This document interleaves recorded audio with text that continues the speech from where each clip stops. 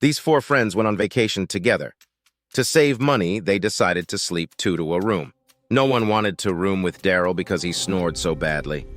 They decided it wasn't fair to make one of them stay with him the whole time, so they voted to take turns. The first guy slept with Daryl and comes to breakfast the next morning with his hair a mess and his eyes all bloodshot.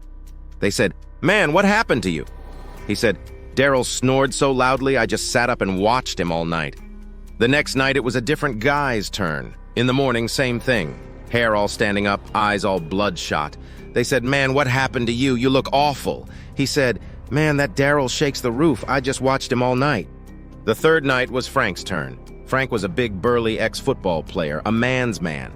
The next morning he came to breakfast bright-eyed and bushy-tailed. "Good morning," he said. They couldn't believe it. They said, "Man, what happened?" He said, "Well, we got ready for bed. I went and tucked Daryl into bed and kissed him good night. He sat up and watched me all night long."